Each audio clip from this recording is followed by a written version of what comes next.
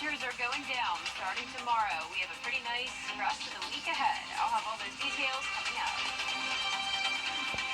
Right now on News Channel 6 at 11, controversy in Columbia County while people are pushing back against a church coming to Grovetown. Also ahead, a show of support, the push for the Aiken County School Board to give a former coach his former job back. As your news at 11 starts now. Live from Television Park, this is WJBF News Channel 6 at 11. Good evening, everybody. I'm Brad Means. Thanks for joining us. Coverage you can count on begins with controversy in Columbia County as a proposed rezoning for a church and campsite in a residential area has some neighbors fighting back. Here's Hannah Latier. They, have patients that are trying to get their life together and all, which is fantastic. But I don't know how their screening goes and whatnot. And there's plenty of kids that live around here. We moved in here thinking that we wouldn't have that issue, and they're trying to rezone. It's like an intrusion to our property. In addition to the worship center, the ministry wants to build 6 to 18 cabins that could fit about 6 people who are recovering from substance abuse, which is not mentioned in the zoning application. The Planning Commission is recommending approval with the conditions of the parking lot being paved and applicants providing a traffic report. Neighbors say while they support the mission of 143 Ministries, they are not pleased with what they say is a lack of transparency, potential traffic increases, and concerns about safety. They just cut the grass so you can actually see the sign now. But they took the sign in the ditch, saying it's going to be a place of worship. Yeah. They put it in the application, and everything in the application is ambiguous. There's so many better places as far as whether it's commercial, medical setting, or very rural.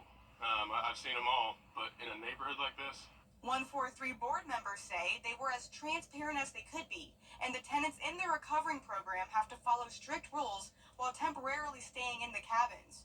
There would also be staff members on site 24/7. People think that this is going to attract, a crime element or, unsavory people. I mean, that has not been the experience. We experienced a very similar situation in another county, and I think after the initial kind of shock, wore off. Those neighbors found us to be very good stewards. This is something that we've been dealing with for years. There's a stigma associated with it.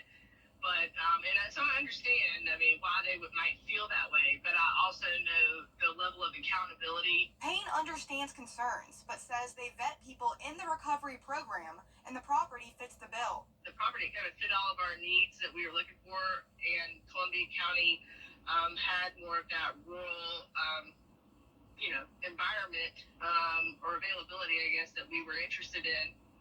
And so that's essentially kind of why we landed out there. Hannah Latier reporting for us tonight as we take our first check of the weather. Chief Meteorologist Jenna Petracci joining us now. Well, it was a mostly dry day, but we did have a few showers and storms, primarily in our southeastern counties. Bamberg did deal with a severe thunderstorm earlier this evening and some flooding. And you can see we just had a light shower come through parts of Washington and Jefferson counties.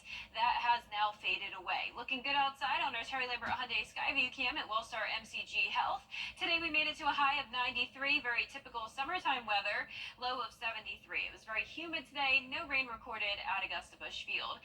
Right now we're in the upper 70s to around 80 degrees, 78 in Augusta, 77 in Barnwell, Aiken you're at 76, Wrightsville at 79, 78 in Sparta, and 77 in Edgefield. Dew points are in the low to mid 70s. Plenty of moisture around still, so it's going to be muggy tonight. Possible fog development in the morning as well. Winds are coming in from all different directions, and that's because we have low pressure around us. So you can see those winds going in a counterclockwise direction across the CSRA, and there's that low pressure right there, right across our area. Stationary front also hanging around. That is why we had some scattered showers and storms today. But tomorrow, that front will begin to shift down towards the south. So overall, a pretty dry Wednesday for us. Once again, fog possible in the morning with partly cloudy skies, low 70s, and then only climbing into the upper 80s in the afternoon, with just a very, very slight chance of rain. Coming up, I'll have a look at that full 10-day forecast. But back to you, Brad. Jenna, thanks. Augusta leaders taking a look at reimbursement for the mayor's credit rating. Big changes coming to Augusta University's Forest Hills campus. Some of the updates include first-of-its-kind seating for the baseball stadium, batting cages, a scoreboard, a press box. Construction plans also include exterior updates to Chris and Barry to give it a more modern look. We want to have first-class facilities when it comes to Augusta University and the athletics department. For us to be competitive nationally, you have to have that. I think with the student athletes, it's really important when we are recruiting the best, and that's what we do. We recruit the best in every sport, that they feel the investment that the university is making into their experience here. And obviously facilities is an easy way to do that. AU aims to have these improvements done by the end of this year or the beginning of next. Midland Valley parents speaking up at the Aiken County School Board meeting tonight. They're giving their thoughts after the dismissal of Earl Chapman as the school's head football coach. Graham Lee was there.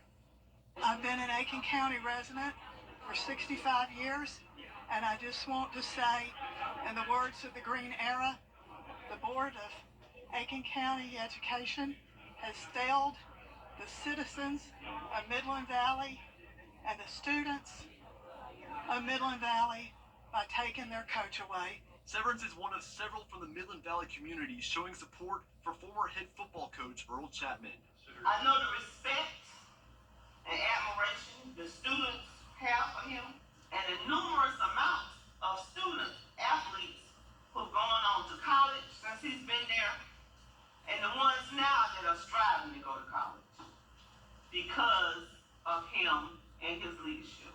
In a statement released last week, the Aiken County School District confirmed that Chapman will remain as a teacher at Midland Valley, but will step down as coach, with former assistant Brent Dorn taking over the program.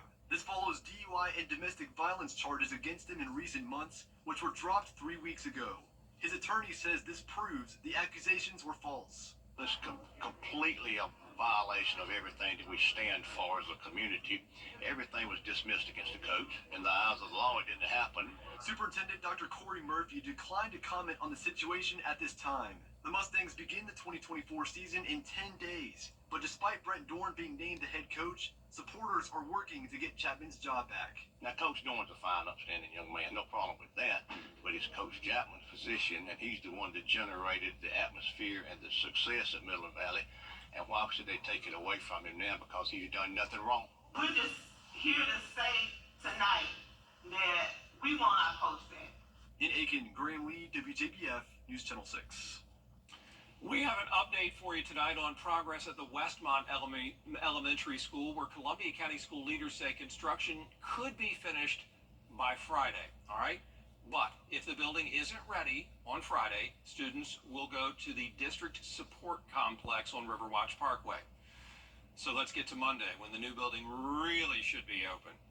But if it's not, school will be held at the Columbia County Exhibition Center next week. They're pretty confident that on Friday we could move in. However, we've heard this 2 other times, and so we don't want to take that for chance. And we've gone ahead and sent out our contingency plan in case we need it. We will keep you updated with the latest on our website, WJBF.com. Another meeting tonight in Richmond County as school board members got a building program update. That includes how things are going on the new Bel Air Middle, where those students are currently going to school at the former Langford Middle campus. In the meantime, Bel Air Middle progress continues. A lot of finish is going on. Furniture is beginning to be placed.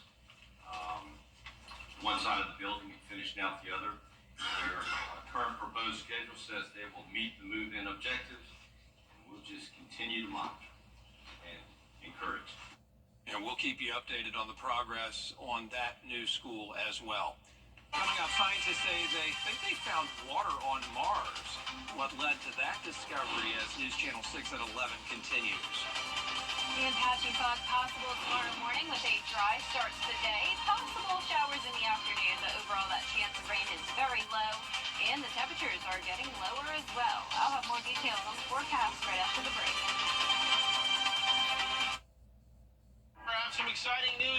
Let's face it, news is complicated. That's why WJBF.com makes it easy. Get clear, accurate stories with Don't Waste Your Time. Plus, get the latest video in one click with WJBF Plus. Get it all at WJBF.com. At Tile Center, we offer the area's best selection of quality tile and stone products, exclusive designs, expert staff, and amazing customer service. Are you overwhelmed with all the details in your tile or stone project? Don't worry, our team has the expertise to assist homeowners, contractors, architects, and designers with any project. Come see why for yourself at any of our locations at Tile Center or online at tilecenter.com. Your tile and stone experts. News Nation Monday. President Joe. The live 5 for 6 Skyview Network, sponsored by Terry Lambert Hyundai. Now, your most accurate forecast with WJBF Live 5 for 6. Welcome back. It is a nice dry Tuesday night. You're taking a look at our Terry Lambert Hyundai Skyview Cam at the Amentum Center in Aiken. Very warm and muggy, 78 degrees, feeling like 81. Dew points are also in the 70s. Northeast wind coming in at 6 miles per hour. That's going to bring in some cooler and drier air for our Wednesday. But right now, temperatures are in the mid to upper 70s, 76 in Crawfordville, 75 in McCormick, 77 in Barnwell, 78 in Millen, and 79 in Swainsboro. We have low pressure right across the CSRA with a stalled frontal boundary. This brought us a few isolated showers and storms today, but it's going to be fading down towards the south, and we'll have the drier air moving in behind it. You can see that here represented by the orange color on our water vapor imagery. Wednesday morning, starting out in the low 70s, partly cloudy with some patchy fog possible. Then in the afternoon, a stray shower can't be ruled out. Temperatures only climbing into the upper 80s, so a cooler day, and on top of that, the humidity will be much more tolerable. Only feeling like the low 90s both Wednesday and Thursday. Getting a little bit hotter on Friday, high of 91, feeling like 95, but still really not bad for the middle of August. And on top of that, the low temperatures are also going way down.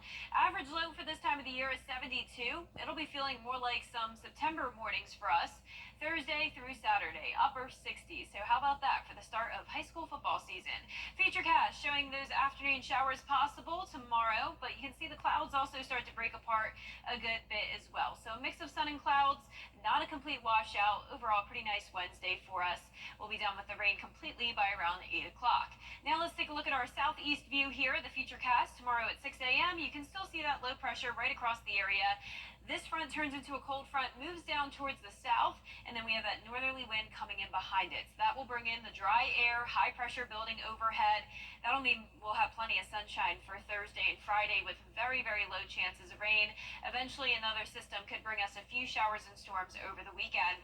But overall, those rain chances stay low over the next week. Really, a lot of us only getting up to around half an inch, possibly up to around an inch and a half in some of our southeastern counties, but really not too bad. And we're not going to have to worry about the tropics, at least for now. Ernesto is going to be a strong storm, but it will not be impacting us, thank goodness. Winds right now at 65 miles per hour in between the British Virgin Islands and Puerto Rico. This storm will be moving out into the open Atlantic, and that will allow it to get stronger as it interacts with the very warm ocean water. The latest 11 o'clock update does show it becoming a major hurricane as it gets ready to move into Bermuda. Winds around 115 miles per hour by Friday, then going back down to a Category 2 storm by the weekend. Our lows tonight will be in the low 70s, and our highs tomorrow will be in the upper 80s, well below our average of 93. And that 10-day forecast showing just a straight shower on Thursday and Friday, mostly sunny days. Still cooler than normal. Remember, those lows will be in the upper 60s. Heating back up a little bit over the weekend, slightly higher rain chances, and then all of next week around a 20 to 30% chance with the low 90s. Now back to you, Brad. Jenna, thanks. A new study suggests Mars could have liquid water under its surface. The findings, based on computer modeling and seismic measurements from NASA's InSight lander, that spacecraft detected more than 1,300 earthquakes before it shut down a couple of years ago. Scientists do say the water could be 7 to 12 miles beneath the surface. Mars once looked like Earth 3 billion years ago, and now it doesn't. It's dry and it's desolate, and so big question is, where's the water? Where did it go?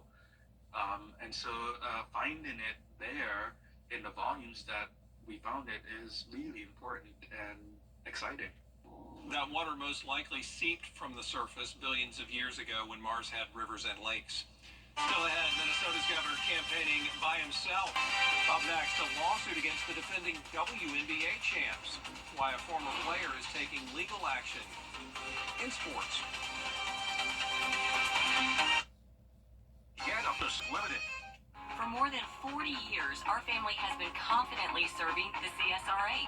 Our friendly and knowledgeable team at A&D is here to help you from design to install. Don't leave your project in the hands of subcontractors. Our in-house certified flooring installers are the most trusted in the business.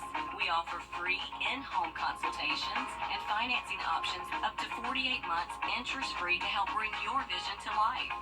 A&D Carpets and Hardwoods. Come see us today. Did you know that something as simple as eating dinner together is a positive childhood experience? Positive childhood experiences combat the effects of adverse childhood experiences and lead to positive adulthood outcomes. To learn more about ACEs, visit Axis One Center of Barnwell at axis1.org. Whoa, is this your new Nissan Rogue? Yeah. Do you have what it takes to be a Border Bowl cheerleader? We're looking for the area's best high school seniors. Tryouts for Team South Carolina will be held on Sunday, August 25th. Register now at WJBF.com/cheer.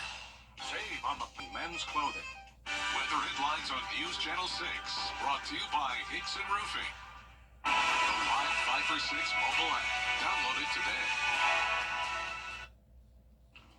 Just days after winning a bronze medal at the Olympics, a WNBA star is suing her former team for discrimination. She says they traded her after she got pregnant. Rhiannon Alley has more. This morning, three-time All-Star De'Erica Hamby is suing the WNBA and the Las Vegas Aces for discrimination. In a federal lawsuit, Hamby says back in 2022, to entice her to re-sign with the team, the Aces offered her housing and tuition for her daughter's private school. But Hamby claims everything changed when she told them she was pregnant. After that, she says she was forced to vacate the housing. The school's tuition wasn't paid, and she claims she was bullied by the coaching staff. This lawsuit raises very real questions about whether a league that exists to empower women understands that women have the right to control their own destiny. Hamby claims Coach Becky Hammond asked her if she planned the pregnancy and questioned her dedication to the team. Hammond denies the allegations. Obviously, she has a different opinion, and she's allowed to have that opinion. But that's not how I saw things go down with my conversation. When Hamby was traded to the Los Angeles Sparks in early 2023, she posted her allegations on social media, prompting a league investigation. The WNBA handed Coach Hammond a 2-game suspension and rescinded one of the team's draft picks. But Hamby argues the investigation wasn't properly conducted and claims the punishment didn't go far enough. She's now seeking compensatory damages. WNBA should have stood up for the rights of one of its athletes, and their failure to do so is why they've been sued. The WNBA says it is reviewing the complaint. Rhiannon Alley, ABC News, New York. And we do have an update now on the controversy regarding American gymnast Jordan Child. One of these things is not like the others. A real animal got stuck inside one of those claw machines full of stuffed animals. This was at a miniature golf course up in Pennsylvania. So they spotted this live groundhog in there and called the vending company. They sent a worker out to unlock the machine, and the game warden showed up, caught the groundhog, took it outside and let it go. Why on earth would he want to go in there? I know why. First of all, it's the world's most impossible game. Yeah. And There's no treats in there. No treats, and all his friends are fake. Oh, Glad he's okay, though. Yeah, me too. Yeah. And we have beautiful weather this week. Awesome. Good night.